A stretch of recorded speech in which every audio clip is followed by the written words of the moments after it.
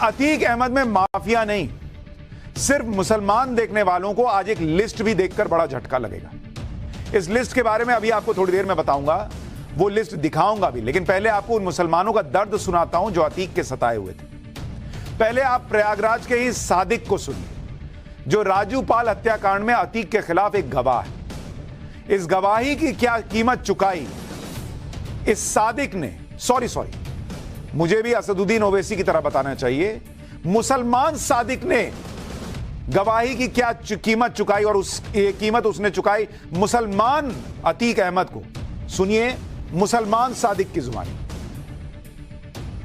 Mafia के खिलाफ गवाही देना, मौत को दावत देना, या तो जो अतीक अहमद का फंडा है, या तो किसी फर्जी मुकदमे में आपको फंसा करके वो जेल भेज देता है, जैसा कि मेरे साथ हुआ है, मेरे पूरे परिवार के साथ हुआ है। 18 साल से राजू पाल की जब से घटना हुई है, जो दंश हम लोगों ने झेला है, तो उसको मैं थोड़ा सा बताऊंगा कि उस 18 साल में मेरी पत्नी को गोली मार देना, मरवा देना, फिर धमकी देना। यानी अतीक जिनको दबा रहा है, जिनको मार रहा है, उसमें वो हिंदू मुसलमान नहीं देख रहा, वो मुसलमानों को भी मार रहा है। लेकिन अतीक को मासूम साबित करने के चक्कर में, उसके साथ खड़े होने के चक्कर में अतीक मुसलमान एक्स-एमपी हो गया। आपने सादिक नाम के इस व्यक्ति को सुना, जिसने खुद बताया कि 18 साल से अतीक अहमद के खौफ को उसके और उसके परिवार ने झेला है। उसकी पत्नी पर अतीक ने गोली चलवाई, परिवार पर फर्जी केस करवा देता था। आज तक उसके परिवार को अतीक के गुर्गों से धमकी मिलती थी। अतीक अहमद का काम था लोगों की जमीन पर कब्जा करना, और इसके लिए वो किसी भी हद तक जा सकता था। उसने मुसलमानों की जमीनें भी नहीं छोड़ी। तो जिनको अतीक अहमद में मुसलमान दिखता है, वो कान खोलकर सुने कि अतीक अहमद मुसलमान देखकर नहीं छोड़ता था, वो मुसलमानों की जमीन पर भी कब्जा कर लेता था। आपको प्रयागराज के ही जिशान की कहानी बताता हूं, जिसे अतीक के गैंग ने पुश्तैनी जमीन छीनने के लिए बहुत टॉर्चर किया। और असदुद्दीन ओवैसी की भाषा में कहूं तो मुसलमान जिशान को मुसलमान अतीक अहमद ने कैसे टॉर्चर किया, ये सुनिए। ये जहाँ पे हम लोग खड़े हैं, ये हमारी बहुत बेशकीमती जमीन है, बाप दादा की जमीन है। तो इसी को वो हड़पने के लिए बहुत समय से लगा था, कम से कम 5-6 सालों से मुझे टॉर्चर कर रहा था। फिर हम लोग एक दिन अपने इसी यहीं पे बैठे हुए थे अपने परिवार के साथ कि ये अतीक अहमद अपने गुर्गे आसाद कालिया और अली अतीक अपने बेटे को भेजता है 25 लोगों के साथ, और हमको यहीं पे घेर लेते हैं, यहीं पे जहाँ पे हम लोग खड़े हैं।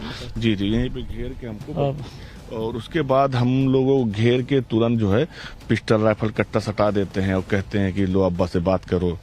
तो मैंने बात करी तो फोन पे वही जैसे गुंडा जैसे बात करता है कि मैंने कहा जी बोलिए क्या ऐसा है कि तुझको बहुत नेतागिरी आती है। तो उससे मैंने कहा है ना कि जमीन या तो शाइस्ता परवीन के नाम लिख दे, मेरी बीबी के नाम, नहीं तो मुझे 5 करोड़ पे रंगदारी पहुंचा दे। उसके कहने का मतलब ये था तो या तो जमीन दे दो, और नहीं तो इसी जमीन को बेच के मुझे पैसे दे दो, उसका यही कहने का मतलब था। तो जब मेरी कुछ देर बाद आवाज नहीं निकलती है तो वो तुरंत उधर से कहता है कि अबे अली, लगता है इन लोगों को समझ में नहीं आ रहा, मार खत्म करो सालों को। तो बड़ी बुरी तरीके से मारा गया, बल्कि यहाँ के पूरे लोग चारों तरफ इकट्ठा हो गए, और मैं अपनी जान बचा के किसी तरह भागा, लेकिन मेरे परिवार के कई लोग घायल हो गए, जबड़ा टूट गया, कंधा टूट गया। तो ओवैसी साहब, मुसलमान अतीक अहमद मुसलमान जीशान को जमीन कब्जाने के लिए धमकी दे रहा था और उसके लोग मार रहे थे, और आप उसको मुसलमान एक्स-एमपी बताने पर तुले। जिस अतीक अहमद में कुछ नेता मुसलमान देख रहे हैं, उस अतीक अहमद ने खुद अपनी जिंदगी में न जाने कितने ही मुसलमानों को परेशान किया, उनकी जमीनें ले ली, गवाहों को जान से मारने की धमकी दी। आपको साबिर की कहानी बताता हूं, जिससे अतीक के गैंग ने रंगदारी मांगी थी और न देने पर जान लेने की कोशिश भी की थी। सुनिए साबिर को। देखिए, हमें इस तरीके से टॉर्चर किया जाता था कि मेरे लिए एक एक सेकंड और एक एक मिनट मेरी मौत और जिंदगी का सहारा रहता था कि कब ये मेरी हत्या कर देंगे, कब मेरा अपहरण करा लेंगे। मुझसे 1 करोड़ रुपए की रंगदारी अक्सर मांगी जाती थी। अगर रंगदारी नहीं दोगे तो मकान खाली करो, मकान रजिस्ट्री करो। जान से मारने की धमकी अक्सर मुझे दी जाती थी।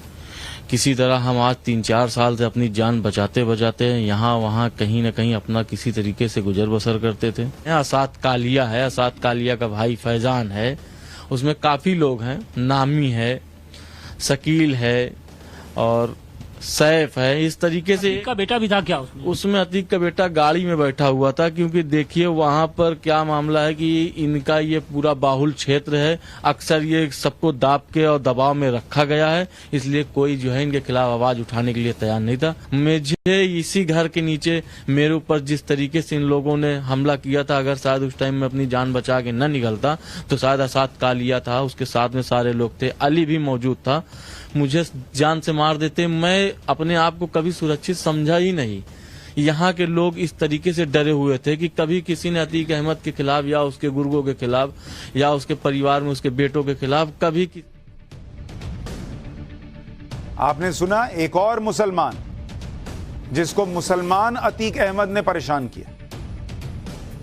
इसलिए मैं आपको बता रहा हूं ये बातें कि कुछ नेता चाहते हैं कि अतीक अहमद के इस मर्डर केस में मुसलमान इकट्ठा हो जाएं क्योंकि मुसलमान अतीक अहमद मरा। नहीं बॉस, एक क्रिमिनल अतीक अहमद मरा है, क्योंकि जब वो जमीन हड़पता था, मारता था, पीटता था, मर्डर करवाता था, धमकियां देता था, तो उसने हिंदू मुसलमान नहीं देखा। आज नेता आपसे चाहते हैं कि आप मुसलमान मानकर उसके लिए अपने अंदर फीलिंग्स पैदा कर लें। क्यों कर लें बॉस? मैं आपको वो लिस्ट दिखाता हूं जिसमें अतीक के सताए हुए लोगों के नाम है। ये लिस्ट उन लोगों की है जो आपकी स्क्रीन पर आएगी अभी। ये लिस्ट देखिए, जिन्हें अतीक अहमद ने टॉर्चर किया, उसके लोगों ने टॉर्चर किया, किसी की जान ले ली, किसी के परिवार को दर बदर भटकने के लिए मजबूर कर दिया। इस लिस्ट में 20 लोगों के नाम, और बॉस 20 में 13 मुसलमान हैं। नाम सुनिए: जिशान, मसले, अशफाक, इसकी हत्या 1994 में करवा दी थी। पार्षद नसन 2001 में हत्या करवाई। जैद, ये भी मुसलमान, इसकी भी हत्या हुई थी। 2003 में अशरफ को मार दिया। मकसूद, इनके पिता की हत्या हुई थी। एक और जैद, देवरिया जेल से इसको धमकाया करता था। अरशद, हाथ पैर तोड़ दिए थे इसके। जाबिर, फर्जी केस दर्ज करवाया इसके खिलाफ। आबिद प्रधान, खुलदाबाद से पार्षद सऊद। शाबिर, ये क्या हिंदू हैं क्या? ये सारे मुसलमान हैं। उसको जमीन दिखती थी, उसको पैसा दिखता था, उसने हिंदू मुसलमान नहीं देखा। और आज आपको उसके मरने के बाद मुसलमान बताकर आपके सेंटिमेंट बटोरने की कोशिश की जा रही है। ये सब देखिए और आंखें खोलिए। इसके अलावा लिस्ट में उमेश पाल की पत्नी जयापाल, सूरज कली, अशोक साहू, मोहित जायसवाल, जग्गा का परिवार, पार्षद सुशील यादव और रामकृष्ण सिंह के भी नाम हैं। अतीक अहमद के मामले में धर्म को लाने वालों को अतीक का यह इतिहास भी पता नहीं होगा कि अतीक ने तो मदरसे में पढ़ने वाली लड़कियों को भी नहीं बख्शा था भाई। जिनको अतीक मुसलमान नजर आता है वो सुने। 2007 की घटना के बारे में आपको बताता हूं। जनवरी 2007 में प्रयागराज के करेली के मदरसे में 3 हथियारबंद लोग घुसते हैं। इस मदरसे में सिर्फ लड़कियां ही पढ़ती थी और रहती थी। हमलावरों ने सभी लड़कियों को बंधक बना लिया। मदरसे की लड़कियों से चेहरा दिखाने को कहा। चेहरा देखकर हमलावरों ने 2 लड़कियों को अगवा कर लिया। रात भर दोनों लड़कियां मदरसे में वापस लौट के नहीं आई। सुबह घायल हालत में दोनों लड़कियां मदरसे के गेट पर मिली।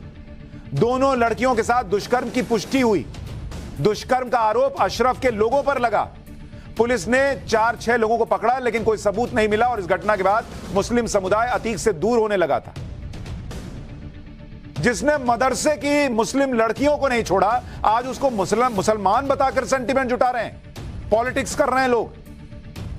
ये मुसलमान का तोड़ ही होता है मुसल्लल ईमान। ये इसका ईमान है। 2007 में अतीक अहमद सांसद और अशरफ विधायक था। इन दोनों की राजनीतिक पहुंच और गुंडई की वजह से लोगों में खौफ था, जिस वजह से अतीक या अशरफ को कभी आरोपी ही नहीं बनाया गया। अतीक की वजह से आरोपी पकड़े तक नहीं गए। ऐसे अतीक अहमद के लिए आज कहा जा रहा है कि वो मुसलमान था, इसलिए मारा गया। जबकि सच्चाई यह है कि अतीक को वही मिला जो उसने जिंदगी भर दूसरों को दिया था। हाँ, ठीक है कि सड़क पर नहीं मारा जाना चाहिए था, पुलिस को उसे बचाना चाहिए था, लेकिन इसका मतलब नहीं कि वो सड़क पर पड़ा हुआ मिल गया, मरा हुआ, तो वो मासूम हो गया।